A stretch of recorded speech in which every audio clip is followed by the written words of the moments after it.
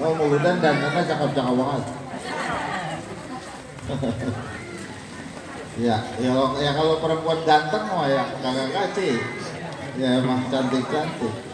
Kalau bapak-bapak ganteng-ganteng ya. Masa bapak-bapak cantik. Nah, udah biarin, sabar. Ntar juga rapi acara, ya. Ntar juga apa namanya? Kita pulang. Ntar juga hujan berhenti. Masa mau begini aja? Betul nggak begitu?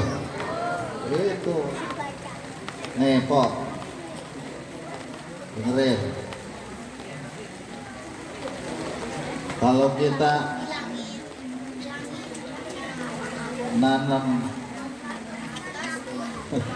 kalau kita nanam timun ya 3 bulan panen, betul ya? Kalau kita nanam timun 3 bulan panen. Kalau kita nanam apa itu cabai yang pedas 3 bulan panen, udah berbuah banyak itu. Tapi panennya cuman sekali, sisanya gresek. Tahu gresek nggak? Iya, kita nanam cabai, kita petikin semua, buahnya habis. Itu. Kenapa memang cabai mah ditanam bukan pohonnya buat lama, saudara. Tapi memang pohon yang umurnya nggak lama, benih cabai itu tumbuh dia kagak lama. Kalau kita nanam asem, coba nanam pun asem dari biji asem. Kalau dulu makan orang biji asem saudara dibakar di tabunan, pulang ngaji ditoker-toker, dia gandoh aja sampai subuh. Keras banget ya, yang ngalamin. Bocah sekarang mabah, kita jajalin makanan, diambak-ambak makanan. Bocah dulu mah saking susahnya makan, sampai biji asem dia bakar, direndam gitu ya. Itu nostalgia zaman dulu ya. Sekarang nggak ngalamin. Segala beton nangka apa segala macam, segala biji rambutan dibakar ya. Ngapa mulu dan ngomongin biji nangka ini? Nah, gini maksud saya. Kalau orang nanam biji asem, saudara, tumbuh lama ya. Setahun belum berbuah. Biji asem belum berbuah. 2 tahun belum berbuah, 5 tahun dia berbuah asem nih.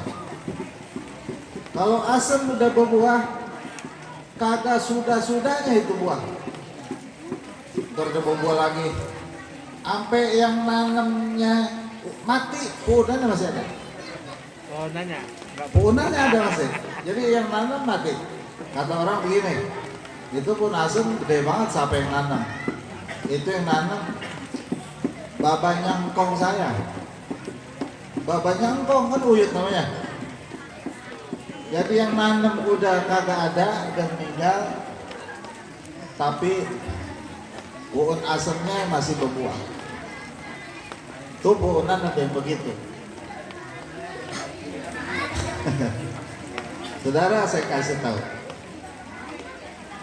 Maulid Nabi besar Muhammad Sallallahu Alaihi Wasallam itu kayak nanam biji asem. Kayak nanam biji asem. Gimana? Saudara datang di ini tempat. Saudara niatkan di hati saudara, biar anak keturunan kita jadi orang-orang saleh. Amin. Oh tuh, Paham. begini. Kalau kita punya duit, gasik banget habisnya. Betul nggak gitu? Apalagi duit boleh jual kebun. Berut ya. akhirnya kebun habis, duit juga habis. Di sini orang Betawi mulu bukan? Ya. Tahu. Kata dia begini nih, kita kompo aja dah. Kata orang Betawi begini, oh dari ujung sono sampai ujung sono tanah pohon buah. Kata dia, kata orang Betawi.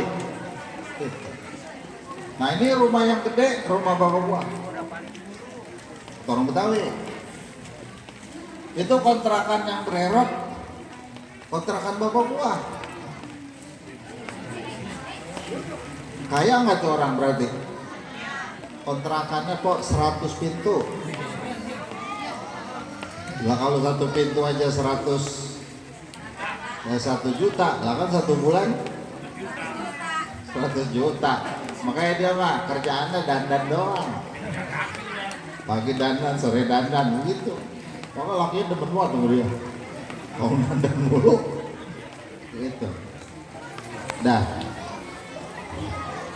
Cuman nih kagak mau kerja orangnya. Kagak mau kerja. Minjem duit sama orang kontrakan. Orang kontrakannya orang Jawa, tekun nyari duitnya. Dia kata begini, Mas, gue minjem duit dulu sama lo. Berapa duit? 5 juta, ambil. Bulan depan kan habis. Minjem duit lagi, ambil. Akhirnya yang ngontrak nanya, Pak, duit saya sama bapak udah 50 juta. Gak banyak juga gue ngutangnya. Jadi ini bagaimana Pak ceritanya? Udah ambil kontrakan gua atuh. Lepas atuh. Beberapa bulan kemudian begitu lagi. Akhirnya semua kontrakannya punya orang Jawa. Ah, terus dia punya rumah. Dia kontrakan lagi. Dia minjem duit lagi. Akhirnya punya rumah. Habis lagi. Ujung-ujungnya itu orang Betawi ngontrak sama orang Jawa. Oh itu ya. Dia kata dari ujung ke ujung itu rumah tanah kong gua. Lalu ya gua ngontrak sekarang gitu. Hah? Ini namanya orang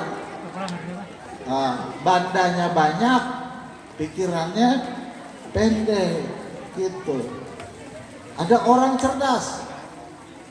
Orang cerdas tuh begini. Dia punya duit kagak gede. Dia pegang 5 juta.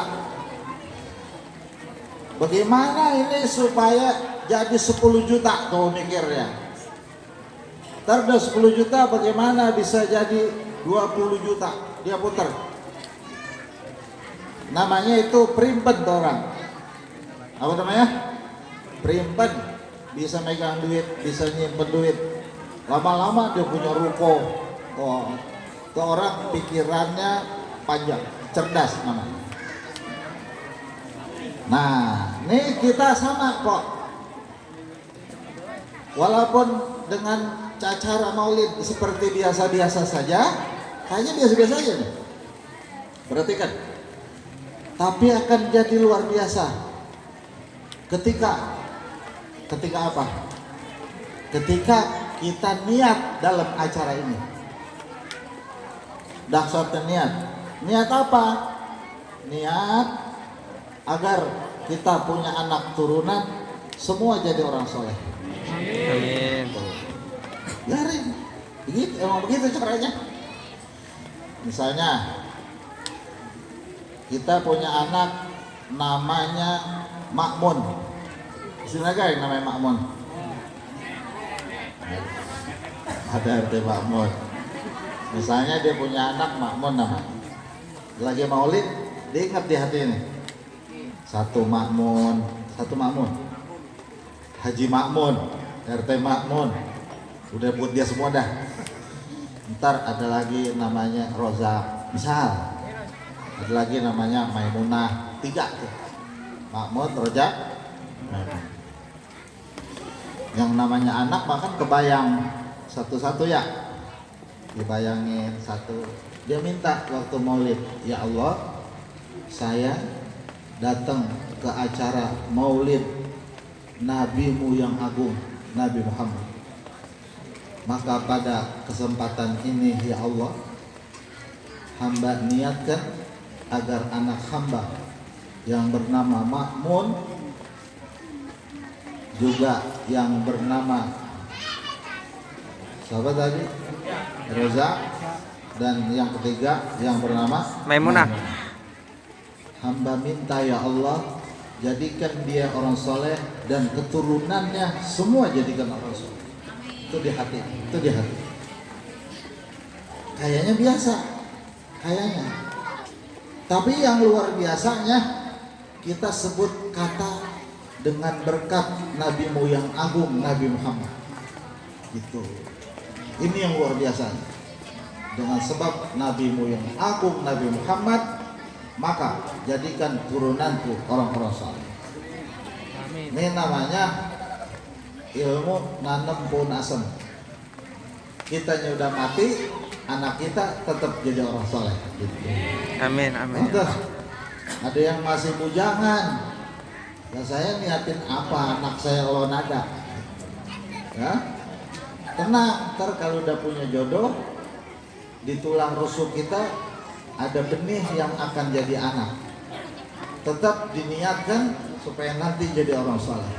Amin ya Allah. Saat dalam acara Maulid Rasulullah Sallallahu Alaihi Wasallam, saudara nggak lihat banyak orang-orang soleh datang, tapi nggak kelihatan. Itu acara Maulid mah beda. Banyak para malaikat datang, tapi kita nggak lihat. Itu. Dengarkan. Nabi punya anak namanya Siti yang wadon siapa namanya? Fatimah. Fatimah. Siti apa? Fatimah. Fatimah. Kalau orang Betawi bukan Fatimah, Fatma. Panggilan Fatma. Saya ada tuh di kampung saya, adiknya nyatua saya, nyatua Fatma, bisa nyembur. Ya, tukang nyembur ya. Dah. Waktu Nabi lagi Isra Mi'raj, Rasulullah ada di dalam surga. Rasulullah suruh makan apel. Ya, Muhammad makan apel, bawa surga makan. Dimakan sama Nabi. Kalau apel kan wangi ya. Wanginya bukan wangi dunia, apelnya apel surga, dimakan. Sudah. Dimakan nama Nabi, saudara, pulang ke Surabaya. Rasulullah pulang nih, perhatikan, apel ada di tulang rusuk Nabi. Ya, apel ada di tulang rusuk Nabi. Ke tulang rusuk Nabi pulang, ketemu istrinya. Siapa istrinya Nabi? Khadijah. Siti Khadijah. Siti apa? Manusia tercantik sealam dunia. Khadijah itu manusia tercantik sealam. Oh, nggak ada yang lebih cantik dibanding Siti Khadijah. Terkaya juga. Nggak ada yang ganteng, nggak ada yang cakep. Sebagaimana manusia nggak ada yang ganteng selain Rasulullah. Udah. Siti Khadijah hamil. Setelah hamil lahir putrinya dikasih nama Aminah. Dicium sama Nabi. Anak bayi kan? Orang kalau mau bayi kan demen banget ya. Dia kata anak raja kan gitu. Ya, ditimang-timang tuh padahal bocah palanya peang ya. Dia kata anak raja gitu. Kata bininya, Raja Lenong kayak gitu. Ini Rasulullah anaknya anak raja, rajanya para rasul. Dicium sama Nabi. Ya Allah, kok bau apel surga. Bau apel surga. Kenapa? Sebab apel yang dimakan oleh Rasulullah masuk ke tulang rusuknya dan keluar menjadi Siti Aminah. Jadi Nabi kan sallallahu alaihi wasallam idza ishtaqal jannah syammat Fatimah. Adalah Rasulullah itu apabila kangen sama surga, maka Nabi mencium Siti Fatimah. Kangen banget ini ya. Kalau kita makan ke Cibodas foto. Kalau kita kangen, kita lihat foto kita kan gitu. Ke Cibodas gitu. Nabi ke surga, saudara, fotonya Siti Aminah. Jadi kalau Nabi kangen surga, cium Siti Aminah. Sampai terus turun temurun dari tubuh Siti Aminah melahirkan putra dan putrinya Sena Hasan, Sena Husain. Itu cikal bakalnya dari surga gitu.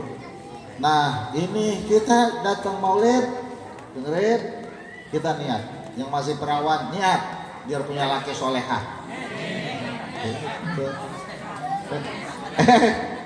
Iya, saya pikiran saya lah begitu. Saya kan kalau ngeliat yang cakep-cakep itu grogi jadi.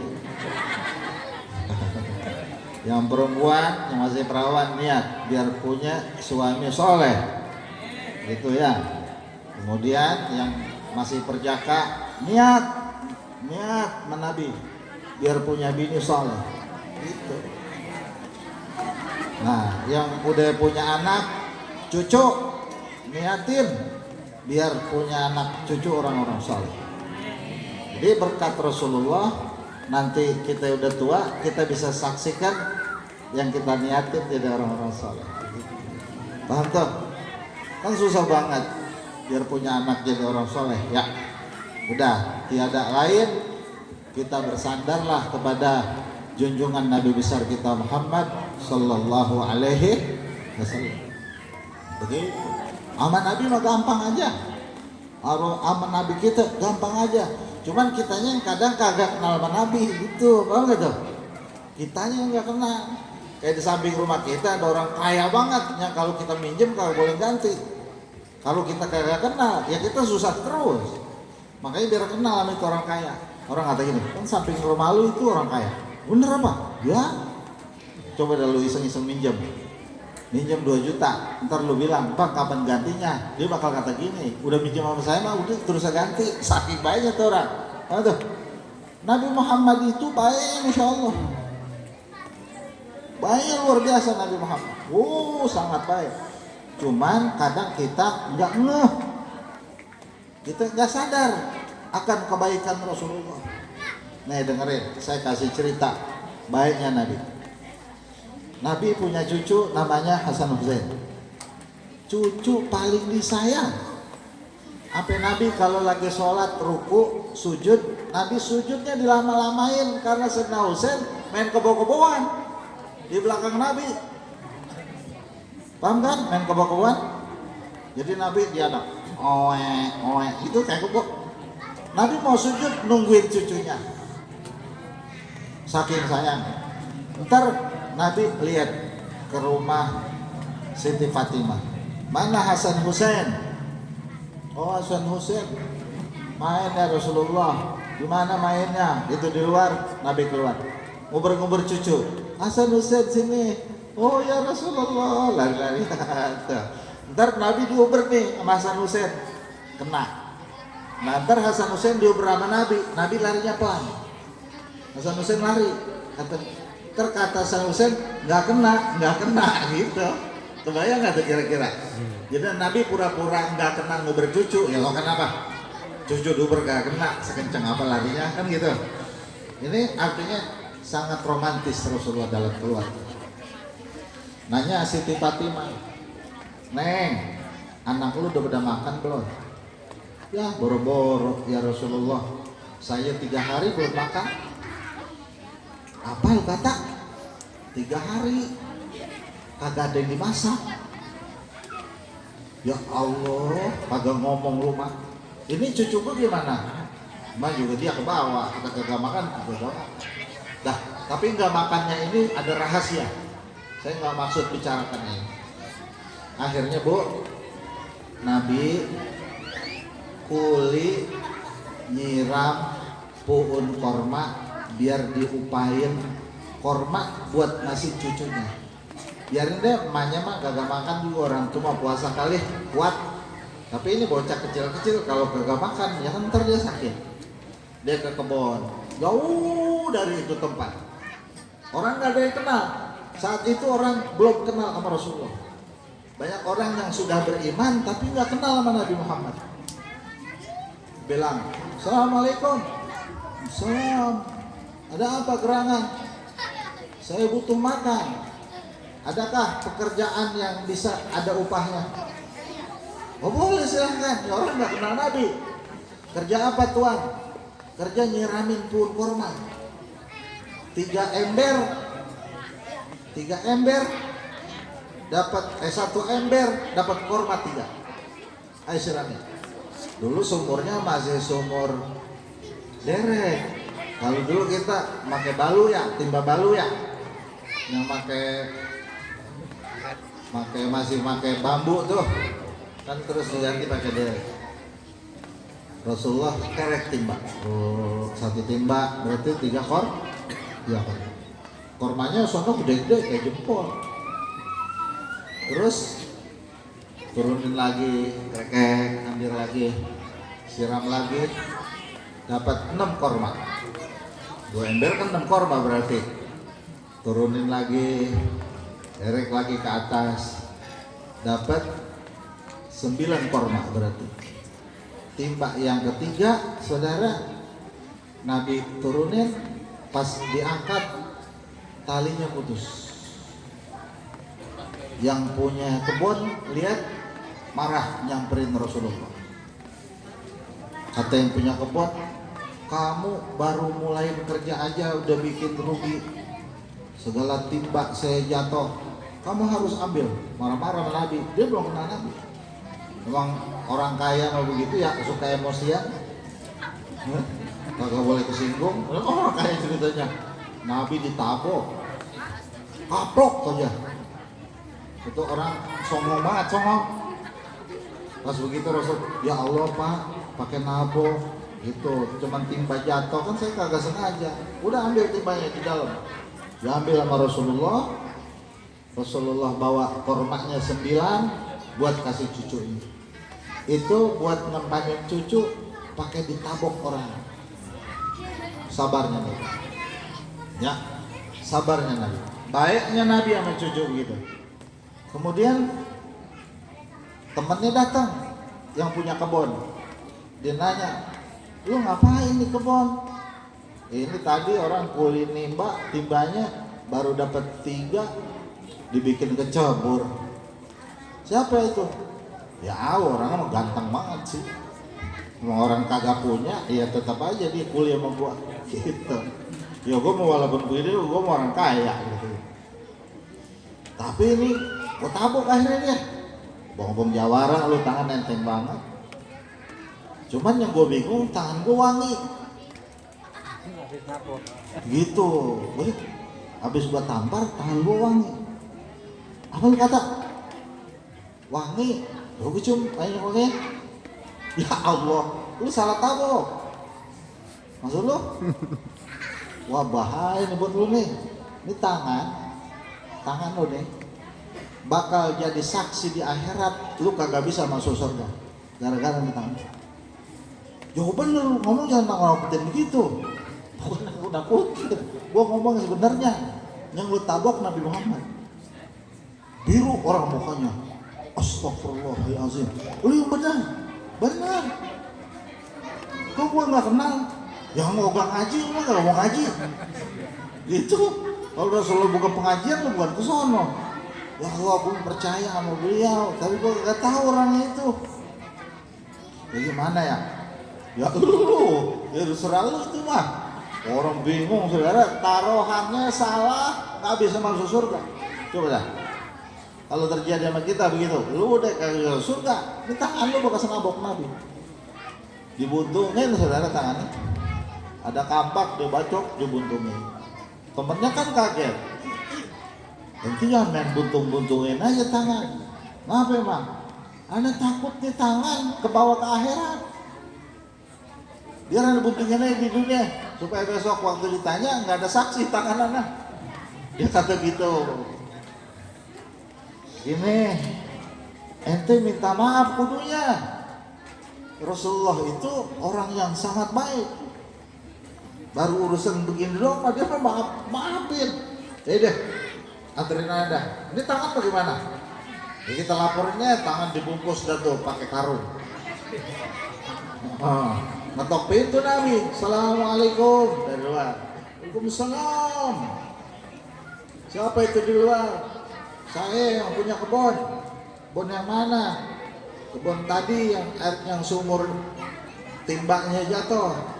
Oh, saya sudah maafkan Tuhan. Bukan dimaafkan, saya yang mau minta maaf. Nabi buka pintu. Ya Allah, tangannya berlumuran darah. Iya ya Rasulullah, saya nggak kenal, saya nggak tahu bahwa yang kuli itu engkau ya Rasulullah. Sampai begitu amat pakai pura-pura kuli nimba. Bukan pura-pura, saya mau cucu saya belum makan. Saya mesti cari makanan buat cucu. 3 hari belum makan. Tahu begitu mah ngomong ya Rasulullah, baru korma doang mah, jangan ketiga sekarung saya bawain. Ya udah begini bagaimana? Ini tangan saya buat nampar, saya pakai nampar lagi saya. Akhirnya saya buntungin. Kenapa dibuntungin? Saya takut di akhirat nanti saya nggak dapat rahmat, nggak dapat surganya Allah Taala bawa tangan. Oh, sini bawa sini, tangannya sini. Nah itu yang di karung dulu kan. Terus karung saudara ditaruh di sikut sama Nabi, diusap-usap, diludahin, baca-bacain. Tuh nyambung katanya. Kata Nabi, tuh nyambung lagi. Iya sudah nyambung. Ini diapain? Ya apa kalau dinyambung kan? Tuh urusan begini aja Nabi mah baik. Paham betul ya? Orang jahat minta maaf sama Nabi ditolongin, apalagi kita umatnya kagak nyakitin Nabi, kita minta tolong sama Allah berkat Nabi Muhammad biar anak kita jadi orang-orang soleh. Maksud saya ke situ ya. Ini aja orang tangannya buntung dimaafin, apalagi kita saudara. Makanya tiada lain dan tiada bukan kita hadir ke acara-acara baik, boleh kita niatkan biar anak turunan kita jadi orang-orang saleh. Amin, amin. Itu poin namanya, poinnya. Tinggal dikiaskan, disamakan. Gimana kalau saya niatkan biar usaha saya berkah, boleh. Kan niat namanya. Bagaimana kalau saya niatkan biar pekerjaan saya lancar, boleh. Atur-atur punya niat. Bagaimana kalau saya niatkan biar saya punya anak buah pada nurut, boleh, silahkan. Itu berkat Nabi. Ya, ayo masuk, duduk. Kalau ngantuk pulas, nggak apa-apa.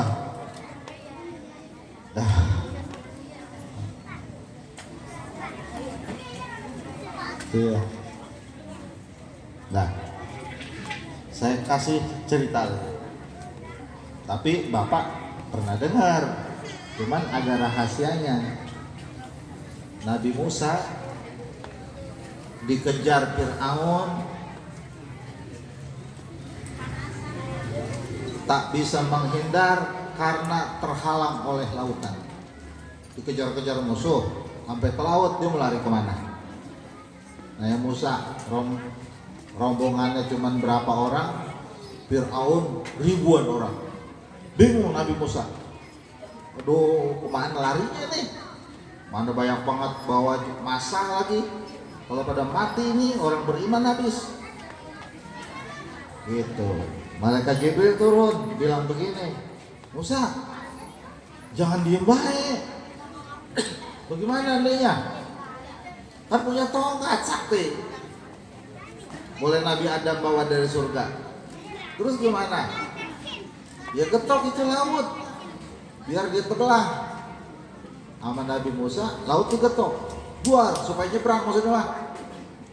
Supaya murid-murid Nabi Musa nih, para sahabatnya bisa selamat dari kejaran Fir'aun, dia menyeberang. Apa tuh? Udah nyebrang kan selamat, diketok tuh, lautnya diem aja. Kagak tebal. Kata malaikat Jibril, kalau perkara sulit ya Musa, ada bacaannya. Ente kagak berbacaan. Orang Islam mah kudu punya bacaan. Jangan kebangetan polos. Ini mah habis sembahyang, nikum pergi. Ya, Assalamualaikum, pergi aja udah. Kudu bacaan. Bacaannya apa sih? Ya Jibril, kata Nabi Muhammad, kata Nabi Musa. Ini dengerin. Tapi ente kudu hafal, nggak pakai ditulis ini mah. Iya apa? Allahumma sholli ala Sayyidina Muhammad wa ala ali Sayyidina Muhammad. Kok Sayyidina Muhammad Jibril? Kan Nabi belum ada yang namanya Muhammad. Ana doang Musa. Belum tahu Musa. Ini Nabi terakhir yang menjadi kekasih Allah. Kalau yang lagi sulit, yang tersebut namanya. Jangan diem aja. Jangan diem aja Musa. Baik kalau begitu. Ya, ke depan kita toh. Mau jajan. Kita dari kecil begitu dulu. Ya orang apa-apa mah. Sama Nabi Musa laut dibelah. Bacaannya Allahumma sholli ala Sayyidina Muhammad wa ala ali Sayyidina. Nggak taunya mah ini Nabi Musa. Nabi tetap aja minta tolongnya sama Nabi Muhammad. Padahal Nabi Muhammad belum lahir, masih ribuan tahun, belum ada di dunia. Nabi Muhammad, Nabi Musa sudah bertawasul. Tuh namanya masalah-masalah rumit, masalah-masalah sulit. Nah makanya ini biar berbekas kita muludan, ya, biar ada apanya, biar ada bekasnya, biar paham siapa Rasulullah, biar paham siapa Nabi Muhammad. Nah, kita maksudkan itu, kita niatkan. Nah, besok kalau kita sembahyang nih, saudara-saudara, apa? Talura ya? Ya Allah, talura ini. Hujan itu hujan. Nanti pilek. Masa pengen ngeroket? Udah. Besok Mpok baca salawat nih. Habis sembahyang. Mpok salawat nariyah hafal nggak Pok? Yang Allahumma sholatan kamilatan wasalim ala sayyidina alladzi tanhalu wa tanfarijuh wa tuqda bihil wa tunalu bihil wa husna wa istasqal ghamam wa ala alihi di kulli lamhatin wa nafasi di ada di kulli malumilah 100. Nah, ngeri. Mpok bacanya 11 kali. Jangan sekali. Bapak-bapak juga boleh bacanya 11 kali. Udah rapi, Mpok baca 11. Mpok nunduk. Baca juga jangan pada nonton TV. Tapi ya Allah masya nyari channel, jangan. Sembahyang punya wudhu. Setiap habis sembahyang rapi baca 11 kali. Bapak, Mpok, Ibu nunduk, matanya merem, langsung bilang begini, ya Allah, berkat Nabi Muhammad, hamba memohon